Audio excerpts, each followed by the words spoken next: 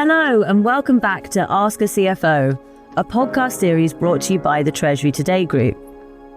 In this series, I'll be shining a light on the different paths taken to become Chief Financial Officer.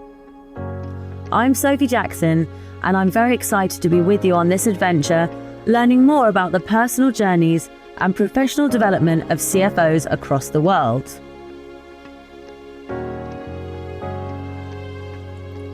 In today's episode, I'm joined by Katherine Tan, CFO of Wearnes Automotive, a leading distributor and retailer of luxury automobiles.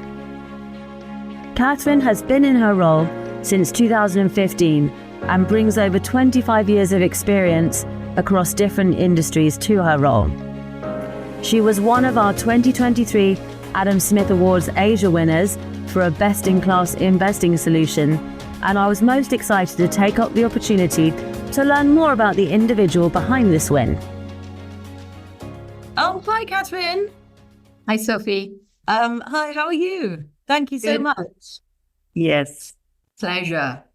So let's start off. Tell me a little bit about your background. You know, what led you into working as a finance professional? Or you can go back as early as you want. Where did you grow up? Tell us a little bit about yourself. Well, numbers was always in my DNA. So I have actually learned to love numbers from very young. The role of a CFO was actually very much by accident because I've worked for the shareholder for a good 20 years. And we did an acquisition for a fairly large automotive group. And after the acquisition, they actually sort of nominated me to continue in that role. Awesome. And what are some of the kind of early memories you have of your career? Did you always think, I'm going to come into finance and I want to become a CFO? On a personal level, what's your journey been like? Oh, it started off with most finance people in basically PW, the audit firm. Yeah. So you specialize in oil and gas and was exposed to many different industries, manufacturing, resource-based, property. So sort of got to know different industries, got to know different people, and that has sort of helped throughout the career. And then the late CFO also exposed me to a IPO project, and we successfully listed a company in Hong Kong, and there was no turning back after that. Yeah, so I was mainly project-based and subsequently stumbled into this role close in M&A as well. Fantastic. And would you say that you've always been a particularly ambitious person on that front? I mean, I think that's certainly a common thread that we see. So tell me a little bit about how you approach your own career. Were you very focused or have you kind of zigzagged and learned on the way? What's that path been like? Always learning on the way. I'm not sure whether it's ambitious, but quietly sort of aiming there. But we're always very conservative. So we try not to celebrate too much about our accomplishments. Yeah. So you see that generally, I think with most women, I think we generally try to underplay ourselves and strengths. 100%. I totally agree with you. I think you're allowed to be successful as long as you're very, very humble. Otherwise, people, I think, are a bit resentful of women who do too well if they're unapologetic. But anyway, perhaps that's a conversation for another time. For another day. But tell me a little bit about some of the challenges and successes that you've experienced in your career and what lessons you learned from them. I think the challenge is actually learning the industry. So in automotive, it's pretty dynamic. As you know, today we're moving from combustions to EV. And with EV, I don't even know whether that's the final fuel. There's a lot of talk on hydrogen now. So you've got regulations that continue to change. You've got the OEMs of the world that are also changing their manufacturing floors. Then you've got supply and demand factors, geopolitical risk, which you've got to deal with. So that whole thing is in itself quite a dynamic factor that continues to challenge the role. And behind all that, you've got to make sure that the cash is right. You've got to make sure that operational matrix sort of also gets updated. So nothing is fixed. Yeah. And while you've got this overlay of technology and AI, as you said, coming through, and you've got to keep up, but at the same time, you've got shoestring budgets to sort of string it all together. Yeah, so I mean, perhaps let's take a step back then, because that's an interesting moment to look at the specificity of the company that you work for. So your company is a luxury car distributor and dealership, right? And you're operating with international brands, you're operating in different regions. So tell me a little bit about some of the nuances there.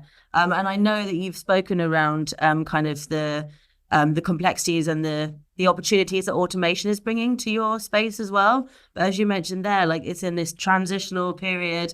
So this is an exciting moment to step back and think about the sector you're in. So yeah, sorry, long-windedly, tell me a little bit about your company and how that impacts the role that you perform. So really keeping up with the changes, because inventory planning is very, very, very key.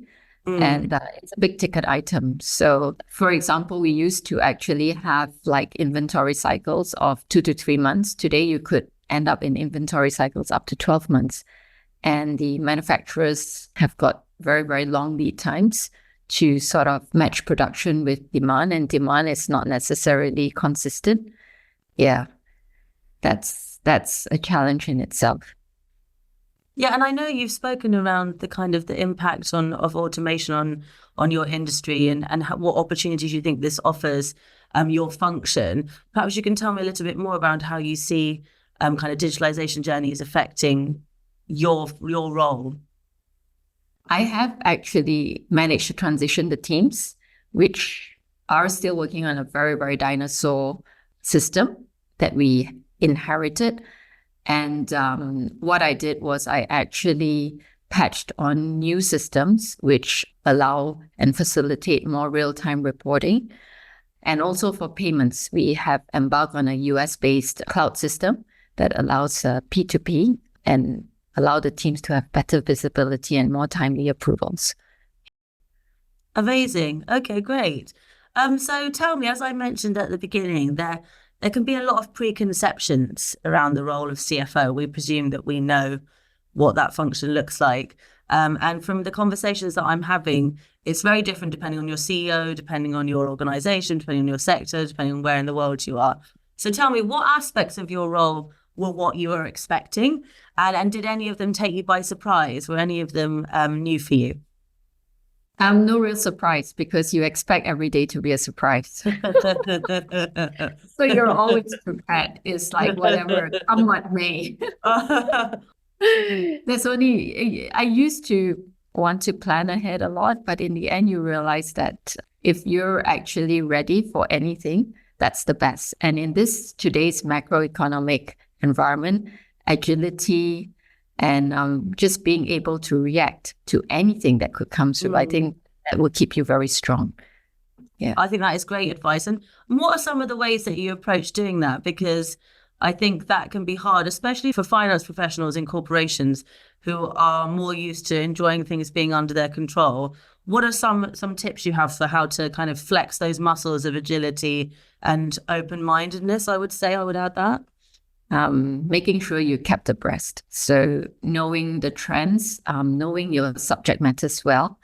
Don't wait for reports to come in. You already know what it is. And then it's just a matter of reviewing. And even with rates and all that, you've got banks always telling you what's the trend. But if you yourself have got a certain opinion on where the macro direction is for a particular FX or interest, then it's a lot easier. You don't rely on third party because you've already formed an opinion.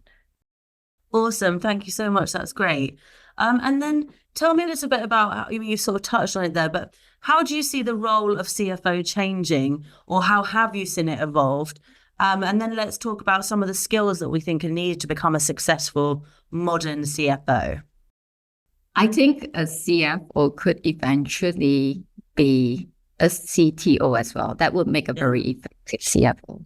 Yeah, because numbers cuts across organizations and divisions, and so does the technology.